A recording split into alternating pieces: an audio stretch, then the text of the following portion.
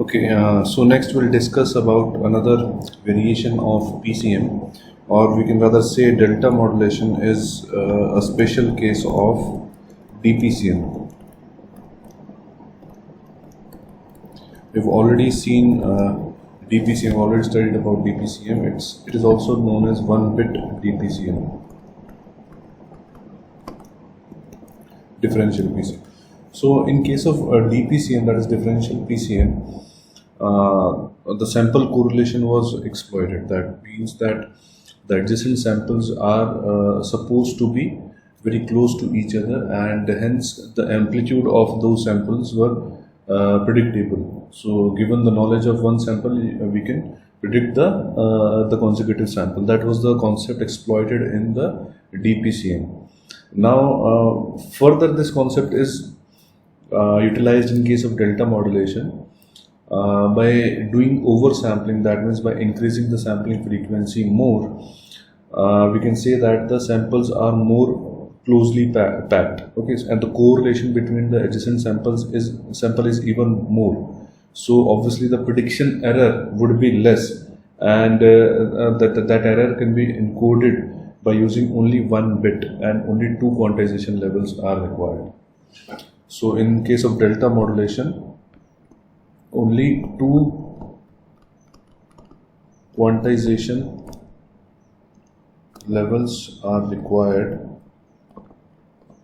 and only 1 bit is required to encode that. 1 bit encoding will be required. So hence the bandwidth requirement in case of delta modulation is minimum. Transmission bandwidth required is very less, which is an advantage for us, because we know bandwidth is equal to nfs by 2. So if we are limiting n to 1, so this bandwidth will be minimum possible. So in case of delta modulation, n is 1 bit per sample. Okay, all right. So n is equal to 2 means n is equal to 1, that is the number of bits in each sample, in each level is 1, and the number of levels would be obviously 2. So these 2 levels can be represented by plus delta and minus delta. So either there is increment in the step or there is decrement in the step in case of delta modulation, but delta is the step size, and accordingly plus delta could be encoded to 1, digital bit 1, and minus delta could be encoded to digital bit 0. Alright, so if you look at the this delta modulation transmitter, it is quite similar to the DPCM transmitter, but there is a slight change only. So again we have a low pass filter, input is your message signal, then followed by low pass filter is sampler, and then we have a quantizer.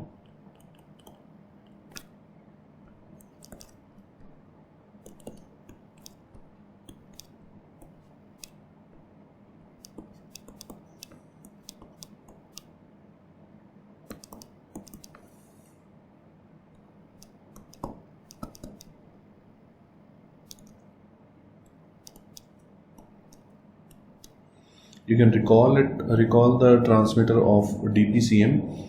There, instead of this delay block, there was a prediction filter, but in case of this delta modulation, we have a delay block here. Rest all the circuit remains same. This is encoder, and finally the DM output. So this is your sampled input M and TS, which is coming from this branch. And then we have predicted value M hat and TS. This is not the predicted value, rather in this case it is the previous sample, because we are providing a delay here, right? So this is the present sample and this is the previous sample. This is the present sample and this one is the previous sample. Okay, and the error between these two is the error E and TS, which is now further quantized to give you EQ and TS, right?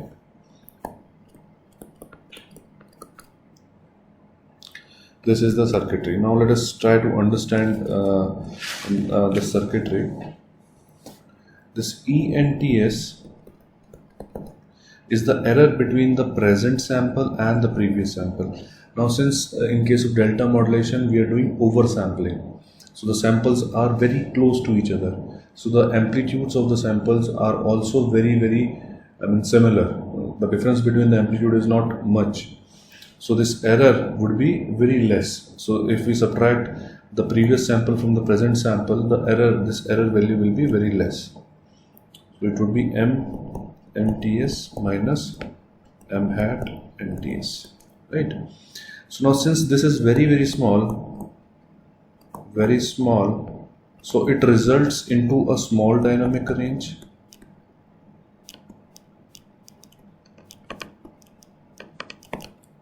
right? And this error is given as input to the quantizer, right? So since this dynamic range is very small, so such a small dynamic range can be mapped by two levels only, resulting into 1 bit per sample. This is the reason it is known as 1 bit DPCM also. Okay. So if we look at the characteristic of the quantizer,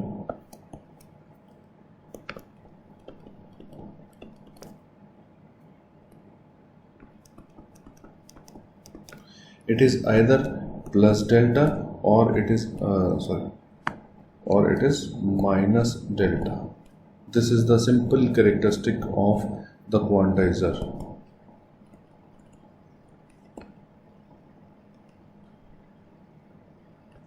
This is the input of the quantizer, this is the output of the quantizer, and there are only two levels, either plus delta or the minus delta.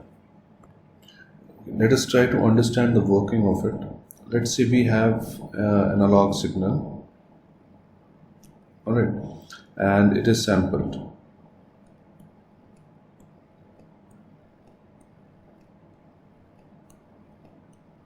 So, right. So, in case of this delta modulation, if we are performing the delta modulation kind of modulation over this signal, after sampling, what we do is we compare the present sample with the previous sample. Okay, we compare the present sample with the previous sample, and this, let's say this is the present sample. We are talking about TS time instant. This is 2TS, 3TS, and so on. So if this is the present sample, we are at this time instant, and the previous sample is lesser than the present sample. So obviously this error ENTS, that is the present sample and previous sample, it is positive in nature. So this ENTS can be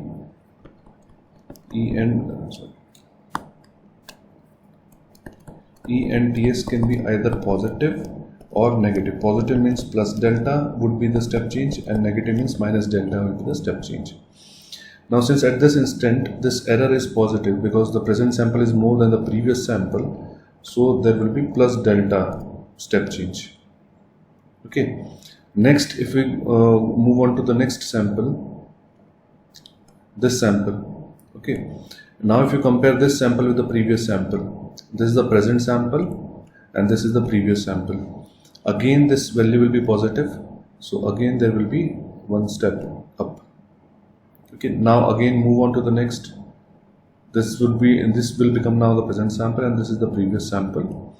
Okay, again this error will be positive if we subtract these, so one step up. Again check, again up, then so on. Now at this instant you can see that if let's say this is the present sample and this is the previous sample, now the present sample is lesser as compared to the previous sample. So if this error would be negative and hence resulting into minus delta. Okay, and so on. We'll keep on checking this thing. Okay, and we'll achieve a staircase kind of a scenario, and that will result into your delta modulated kind of a signal. That plus delta, it is very simple. this error can be either positive or negative. Positive means plus delta, or negative means minus delta, and this plus delta can be mapped into +1, minus delta can be mapped into 0 bit, and that results into delta modulated kind of a signal. Similarly, if you look at delta modulator receiver, it is quite similar to the DPCM receiver. The only difference will be, instead of prediction filter, we use a delay block. So rest all the blocks remain same. We have a decoder first. Input to the decoder is a DM signal, which is nothing but in the form of ones and zeros. After decoder, we have a feedback loop circuit, and instead of prediction filter, here we have a delay block. Then we have a low pass filter, then empty, which is simply used to retrieve back your original message signal. So this is the special case of DPCM, that is delta modulation, which is also known as 1-bit DPCM, because here the error between the present and the previous sample is very less because of the oversampling. The assumption we take in case of delta modulation is oversampling. That means the sampling frequency is very high. That means the samples are very closely packed, and if the samples are very closely packed, that means the adjacent samples, they have the values are very similar to each other. The difference between the values are very less, resulting into very small error, which is quantized.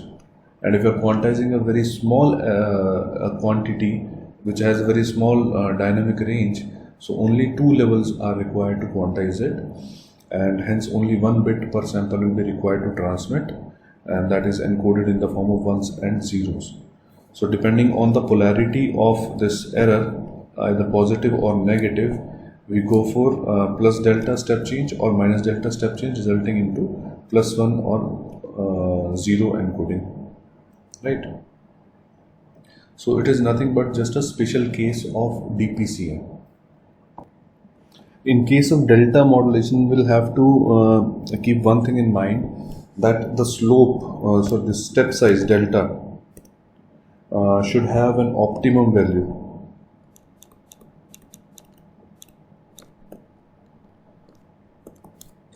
Otherwise, there will be some issues while modulating as well as demodulating a delta modulated type of a signal. These issues, let us see what are these issues. Let's say if we have this kind of a signal where the slope is changing a little abruptly, right? Slope is changing at a very rapid pace, right? So in this case, if let's say this delta step size is less than delta optimal value, if that means we're using a small step size. Okay, so if you try to follow it, the step size is very slow, the delta modulated type of a signal won't be able to trace your original message signal. That will result into distortions while doing the demodulation part of it. Okay, this type of error is known as slope overload error.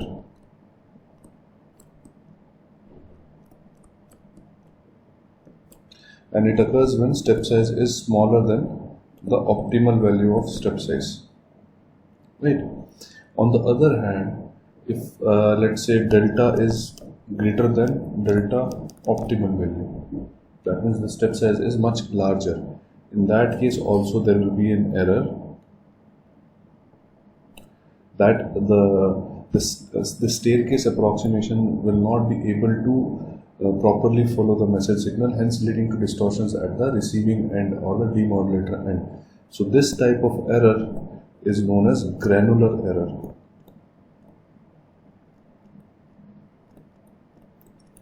So these two types of errors are associated with the delta modulation case.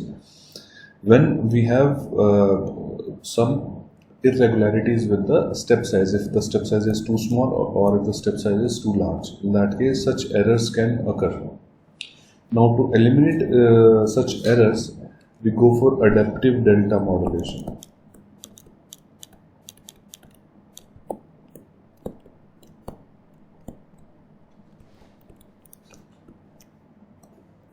The concept of adaptive delta modulation, which is another case of delta modulation, is very simple. In case of adaptive delta modulation, the step size changes. Now the step size is not constant, step size changes continuously according to the rate of change of message signal.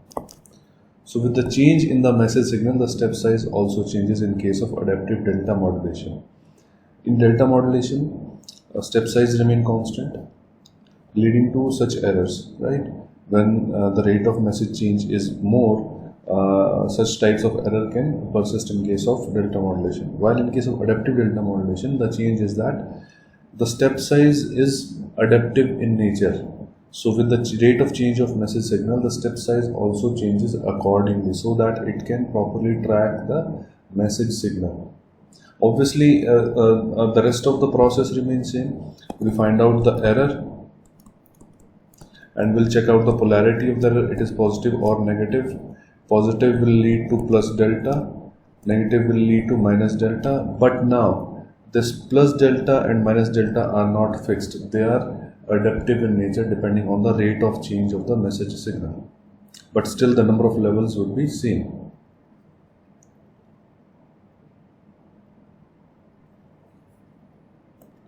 So now to overcome the effect of slope overload error or the granular error occurring in delta modulation, we go for adaptive step sizes leading to adaptive delta modulation. So we can say that delta modulator is limited only for transmission of signal which are having constant rate of change, right? And the advantage of ADM, adaptive delta modulation, over delta modulation is that no slope overload error or granular error in adaptive delta modulation. Okay, but obviously adaptive delta modulation is requires much more complex circuit as compared to a delta modulator.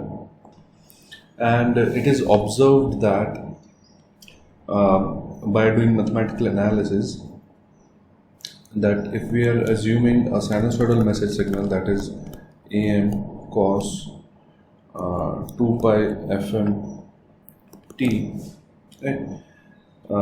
We have a relationship to find out the optimal value of delta, that is the step size, that is delta optimal divided by Ts is equal to 2 pi FM into AM. So given the parameters, we can find out the optimal value of the step size, which can be used to avoid the granular error and the slope overload error, right?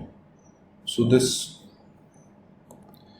is the expression to find out the optimal value of the step size, and based on this expression we can also find out the condition 2 for the slope overload error to occur and the granular error to occur. In that case, this delta by Ts less than 2 pi FM AM is the condition for slope overload error to occur, and similarly just reverse of it, that is delta by Ts greater than 2 pi FM AM is the condition for granular error to occur. Condition for granular error to occur. Okay, let us do one a numerical problem based on this. question is a continuous signal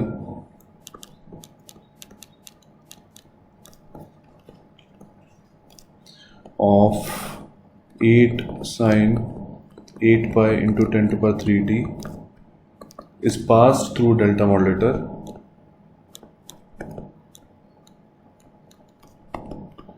modulator whose pulse rate is 4000 pulses per second. Find delta optimal. This is the question. So we are given with the pulse rate, that is nothing but your sampling frequency, that is 4000 pulses per second. Okay, mt is given as 8 sine 8 pi into 10 to the power 3 t, right? So with this information we can find out am, that is 8, f of m is your 4 kilohertz, and we know the relationship, that is delta optimal divided by ts is equal to 2 pi fm into am. Okay, and for delta modulation we know that the pulse rate is equal to the sampling rate, because the value of n is equal to 1 in case of delta modulation. So obviously RB, which is the bit rate, is equal to your f of s, n times f of s, and the value of n is 1, so this RB is equal to f of s only, right? So the pulse rate is nothing but the sampling rate. So f of s is equal to 1 upon ts, that is equal to 4000 samples per second, right? Substituting the values, now we have 1 upon ts sampling rate, and so delta optimal into 4000 is equal to 2 pi into 4k into 8, so delta optimal comes out to be 16 pi volts. This is the optimal value for this particular delta modulator. So that is all for this lecture. We have finished the theoretical topics as per the CIFs. In the coming lectures we'll discuss the numerical problems based on this unit number 4. Thank you.